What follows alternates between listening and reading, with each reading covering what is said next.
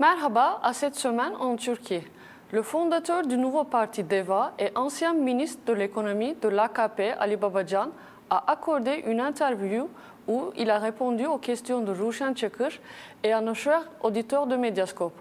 Les sujets de l'économie, les droits de LGBT, de leur perspective sur AKP et le président Erdogan et le procès Demirtaş et la liberté d'expression a été abordé. Nous regarderons pour voir si les procureurs, les juges qui s'occupent de ce dossier sont vraiment des personnes qui peuvent travailler de manière impartiale. Si c'est le cas, eh bien, il n'y a pas de problème. Parce que nous, on dira, nous, on ne dit rien, faites ce que vous devez faire, regardez les lois, regardez la Constitution, regardez son dossier et décidez en votre âme et conscience. Et donc, ça se terminera comme ça devrait se terminer. Mais pour ceux qui suivent à distance, moi par exemple, je ne sais pas ce qu'il y a précisément dans le dossier, mais vu d'ici en tout cas, ce processus semble très bizarre. Nous n'allons pas commencer à nous mettre à cibler les institutions en elles-mêmes. Nous avons un problème avec les personnes qui ont abîmé la crédibilité de ces institutions, qui les ont mis dans cet état-là. Pas avec ces institutions. Nous avons beaucoup d'amis d'ailleurs très compétents là-bas. Ce sont de bons techniciens. Bon, il y en a de moins en moins, mais ça c'est une autre histoire. Ce que je veux dire, en gros, l'Institut de statistique en Turquie, sa déclaration la plus importante, c'est l'inflation, on est d'accord. Dernièrement, ils ont annoncé quelque chose comme 12% d'inflation. Je ne regarde même plus leurs chiffres. Je ne regarde plus. Et pourquoi? Parce qu'il y a le chiffre officiel par le TÜİK et qu'il y a l'inflation réelle que les personnes constatent dans les marchés. Là, il n'y a pas de politique économique à proprement parler. Il y a plutôt une équipe réduite, quelques décideurs qui agissent par pulsion, qui ont des idées en se réveillant le matin. Non mais je ne parle même pas des années à venir, mais juste des semaines à venir. Personne n'a une idée de ce qu'il pourrait décider. La Banque centrale, elle continue de produire des analyses, de publier des communiqués. Il y a toujours des personnes de grande qualité dans cette institution, mais il n'y a personne pour les écouter. Tout le monde sait très bien que leurs recommandations vont finir au fond de la corbeille et que d'autres décisions vont être prises. Et en conséquence, le travail technique de grande qualité ou les prévisions de ces institutions n'a clairement plus de sens. Et là, ils disent, en fait, on faisait tout bien, tout comme il faut, mais il y a eu la pandémie, le Covid et l'économie mondiale s'est déréglée, mais nous, on essaye d'être mieux, etc. Et c'est de la désinformation. Cette machine à propagande fonctionne à plein régime. Mais les chiffres sont clairs. La Turquie avait en 2018, avant la pandémie, une croissance de 2% et quelques. Et en 2019, la croissance était de 0,9%. Et depuis le milieu de 2018 jusqu'à maintenant, le nombre de personnes actives en Turquie n'a pas cessé de diminuer. Ça n'a pas cessé. Le nombre de personnes actives qu'on a perdu est de 3 600 000. Et avec ce nouveau système présidentiel, enfin bon, on dit système, mais c'est tout sauf un système. Hein. Donc regardez les chiffres avant et après. Depuis qu'il y a ce non-système, 3 600 000 personnes ne travaillent plus. Et à ça, viennent s'ajouter nos jeunes qui ont terminé leurs études, qui débarquent sur le marché de l'emploi et qui sont au chômage. Ils sont plus de 2 millions. Le tableau est effarant. Donc, quelle que soit la manière dont vous considérez les choses, la Turquie faisait déjà face à une grave crise économique avant la pandémie. Les indices de confiance baissaient. Les notes sur l'attractivité économique de la Turquie sont tombées de 4 niveaux. Donc si ici vous avez la note, on peut y investir. La Turquie a baissé de 1, 2, 3, 4 niveaux par rapport à ça. Et tout ça avant même la pandémie. Nous avons une vision très claire de ça, on l'a précisé dans notre programme. Ça, on l'a dit. Nous respectons le mode de vie de chacun de nos citoyens. Et on a dit que ce n'est pas à l'État de tenter de peser sur ses préférences, ses modes de vie. Ça, on l'a mis noir sur blanc. D'un autre côté, la Constitution expose clairement un sujet, et ça, c'est la structure familiale de notre pays. Maintenir de manière solide cette structure, c'est un devoir que la Constitution impose au gouvernement. Nous devons considérer ce sujet à partir de là. La structure familiale est importante pour nous. Mais nous séparons ces deux sujets. Si l'État a quelque chose à faire, c'est de maintenir de manière solide la structure familiale. Ça, c'est une obligation constitutionnelle. Mais l'État ne peut que respecter les modes de vie de chacun et chacune, rien d'autre. Il n'y a pas d'atmosphère libre pour débattre. Surtout nos intellectuels, nos éditorialistes, ils ne se sentent pas à l'aise aujourd'hui en Turquie. D'ailleurs, il y a un nombre limité de médias libres qui sont tous sur les réseaux sociaux. Et même ça, comme vous le savez, le gouvernement a entrepris un processus pour les fermer, les baisser. Dès que les pouces bleus négatifs sont apparus, on se met tout de suite à vouloir fermer, à vouloir interdire, à faire obstacle. Nous, on constate tout ça avec grande tristesse. Le Conseil d'État ouvre la voie à la transformation de Sainte-Sophie en mosquée. Le journaliste indépendant Ozan Doğan Avunduk a commenté pour Mediascope les raisons de cette décision historique. Aujourd'hui, le Conseil d'État a annulé une décision prise en 1934 par le Conseil des ministres en Turquie et par Mustafa Kemal Atatürk, le fondateur de la République. Cette décision annulée accordait un statut de musée à Sainte-Sophie, le monument historique d'Istanbul.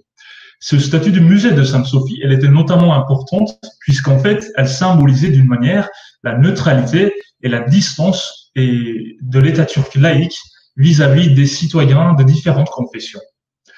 Et la distance égale vis-à-vis des citoyens d'ailleurs. Et donc, comme j'avais précisé lors de mes commentaires précédents aussi, c'est sans doute une remise en cause de l'héritage laïque du kémalisme en Turquie. La décision du Conseil d'État auparavant sur le même sujet était différente. Il était précisé par le Conseil d'État que le statut de musée de Sainte-Sophie n'était pas une décision contre la loi. Il était également précisé que la réouverture de Sainte-Sophie aux prières de la communauté musulmane était une décision qui devait être prise par le pouvoir exécutif et que ce n'était pas un sujet relatif au pouvoir judiciaire. Mais le président Erdogan a insisté sur sa vœu d'ouvrir Sainte-Sophie aux prières et il a préféré d'attendre la décision du Conseil d'État avant de transformer Sainte-Sophie en mosquée active, tout simplement par un décret présidentiel. Ainsi, le sujet est resté dans l'actualité aussi pendant une durée plus longue. Mais l'aspect le plus important de ce changement de position du Conseil d'État, c'est qu'il nous montre comment le pouvoir judiciaire est soumis au pouvoir exécutif en Turquie et qu'on est tellement loin d'achever la séparation des pouvoirs actuellement. Concernant les relations internationales, alors il y avait déjà de nombreuses critiques contre une transformation éventuelle en mosquée du musée Sainte-Sophie. Certains chercheurs et juristes en Turquie pensent qu'Erdogan a attendu la décision du Conseil d'État justement pour contrer plus facilement ces critiques en précisant que ce n'était pas une décision politique prise par son gouvernement et que c'était une décision juridique et donc il n'y avait rien à faire. Mais les pays occidentaux et notamment l'Union européenne et même les citoyens turcs en fait sont déjà au courant du fait que les tribunaux sont majoritairement sous l'influence du pouvoir politique en Turquie. Donc dans tous les cas, la décision risque d'abîmer encore plus les relations déjà tendues entre l'Union européenne et la Turquie. Merci. Les bâtonniers ont marché, les bâtonniers ont protesté, les bâtonniers en majorité sont contre la nouvelle loi sur les barreaux, mais personne ne les a écoutés. Et la nouvelle loi est passée dans une session de nuit à l'Assemblée.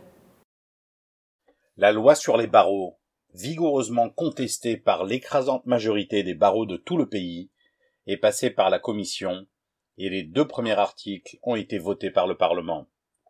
Ce projet de loi proposé par l'AKP et le MHP intitulé « Proposition de loi portant sur la loi des avocats et modifications sur certaines lois » a été accepté tel quel après passage en commission sans qu'aucun amendement ne soit fait à 3 heures du matin. L'article le plus critiqué ouvre la voie, dans les villes comportant plus de 5000 avocats, à la création d'autres barreaux si un minimum de 2000 avocats est atteint.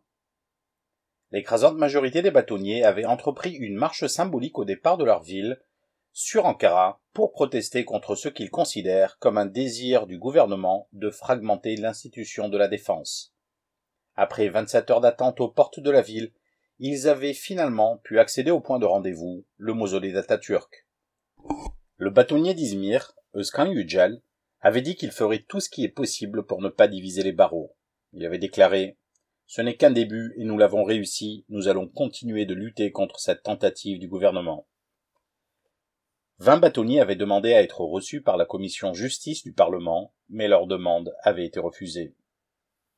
Le député CHP Süleyman Bulbul, membre de la commission justice, a déploré la rigidité de la majorité. Il a dit « Nous avons débattu durant 4 jours sur chaque article, sur l'illégalité, sur les décisions de justice, sur la démocratie, mais pas une virgule n'a changé, parce que désormais, les lois sont rédigées au palais. Nous, de notre côté, nous nous sommes opposés. Les bâtonniers, eux, ont attendu 4 jours devant le Parlement. Nous avons insisté pour qu'ils soient reçus en disant « Les juristes, la société civile doit venir ici ». Mais ils ont préféré les laisser dehors. Une deuxième explosion après l'épisode tragique de l'usine des feux d'artifice où 7 personnes étaient mortes a tué cette fois 3 gendarmes qui avaient pour mission de détruire les débris. Une catastrophe en suit une autre à Sakarya. Après l'explosion de l'usine de feux d'artifice à Hendek, c'est cette fois-ci un camion transportant des feux d'artifice qui a explosé. Vendredi dernier, l'usine qui avait 200 ouvriers avait explosé, faisant 7 morts et 97 blessés selon les chiffres officiels, qui n'ont pas bougé depuis le début, même si de nombreux ouvriers avaient parlé de dizaines de morts. Le ministère a aussi parlé de 30 ouvriers qui ne se seraient pas présentés à leur poste de travail. Jeudi dernier, un camion transportant les explosifs de l'usine a lui aussi explosé. Le ministre de l'Intérieur Süleyman Soylu a annoncé que 3 gendarmes avaient perdu la vie et que 11 autres et le chauffeur du camion étaient blessés. Les explosifs, transportés par un camion de la municipalité, ont explosé lors de leur déchargement. Heureusement, il n'y avait pas d'habitation dans les alentours du lieu. Ces explosifs étaient destinés à la destruction par explosion contrôlée. Les 2 propriétaires de l'usine ont été arrêtés. L'un d'entre eux, Yashar Joshkun, a jeté la responsabilité sur les ingénieurs chimiques, les responsables de la sécurité au travail et les ouvriers eux-mêmes. Il a dit « Le contrôle et la responsabilité ne sont pas chez moi. Ça fait 3-4 ans que je viens très rarement dans cette usine. Nous avons produit ces feux d'artifice pour notre peuple, pour notre État. » Alors que les familles des ouvriers pleuraient leur mort, une association patronale proche du mouvement islamiste, le Musiyad, dont le propriétaire est également le président de la section locale, a organisé un repas pour, je cite, « remonter le moral », fin de citation, du patron suite à cette explosion. La photo publiée par la section locale du Musiyad sur Twitter a déclenché une vague d'indignation. Cette usine, appartenant à la même personne, avait déjà par le passé explosé, tuant 6 ouvriers et blessant 100 autres. Elle avait changé de nom, et le même patron avait déjà à l'époque tenu les ouvriers pour responsables et comparé ces explosions à des catastrophes naturelles. Des avions de combat ont bombardé la base aérienne d'Al-Watiya qui avait été récupérée par les forces du gouvernement d'union nationale avec l'aide des forces turques. L'expert de la région, Yörük Işık, voit les Émirats arabes unis derrière cette attaque. La guerre civile mondialisée en Libye continue durant ces mois d'été. Plusieurs déroulements importants se sont encore produits ces dernières semaines. En début de semaine, une attaque importante s'est déroulée contre la base aérienne très stratégique d'Al-Watiya, à l'ouest de la Libye, à 27 km de la frontière tunisienne. Ce site est important pour contrôler la route vers Fizan, au centre du pays. L'attaque a été effectuée par des forces non identifiées et tout le monde a sa propre idée sur leur identité. Moi je pense que ce sont les Émirats arabes unis et que l'attaque est partie du côté égyptien de la frontière avec la Libye. Les bases que l'Égypte a là-bas sont une clé stratégique importante pour le transport des forces des Émirats arabes unis. Pour les armes, pour le matériel logistique et même pour positionner certains avions. Un autre déroulement important de la semaine était la visite du ministre de la Défense Akkar à Tripoli. Elle a été marquée par plusieurs gestes hautement symboliques, comme par exemple cette interview que Akkar a donnée à la BBC devant un hélicoptère abattu qui appartenait à la Russie. Mais l'implication turque en Libye n'est pas uniquement militaire.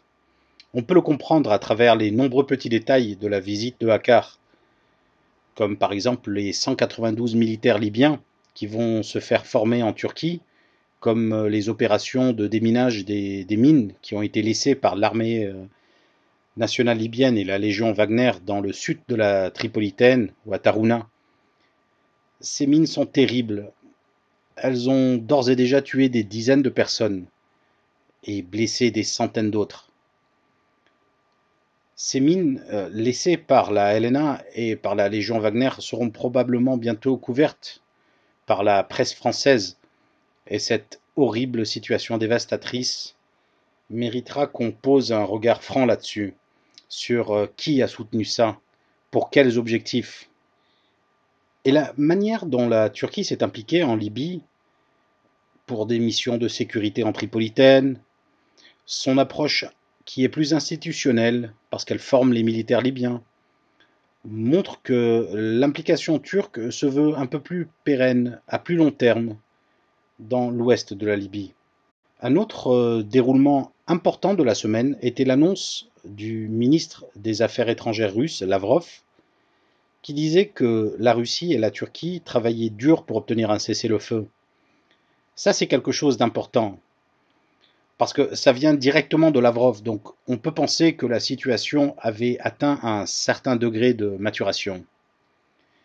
La Turquie a des prétentions maximales, parce qu'elle contrôle Sirte et le croissant pétrolier avec le gouvernement d'union nationale.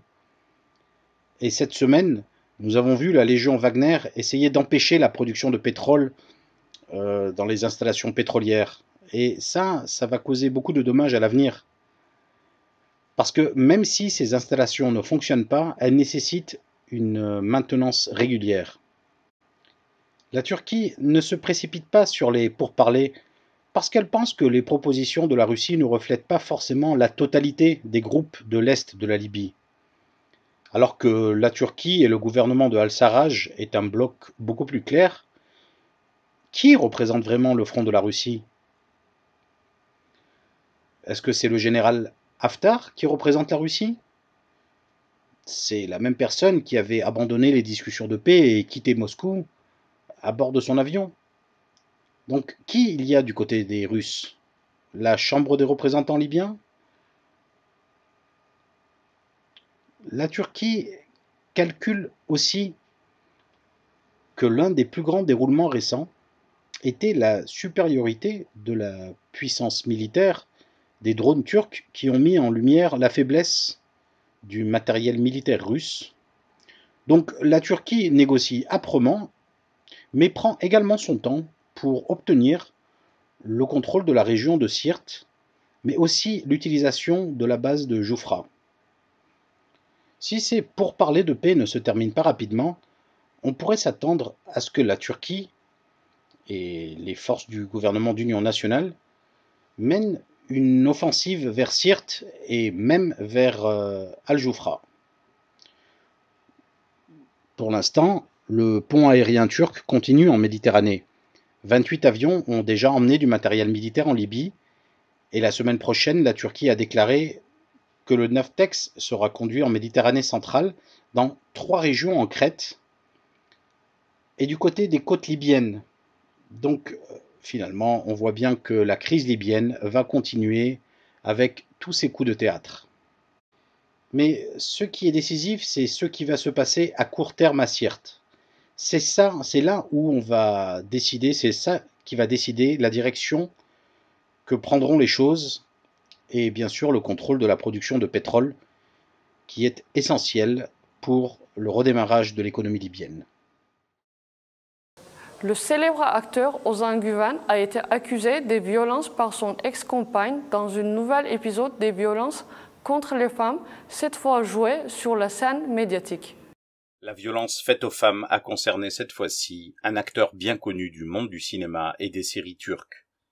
L'acteur Ozan Güven fait l'objet de poursuites judiciaires après avoir été accusé par son ancienne compagne, Deniz Bulutsuz, de l'avoir frappé.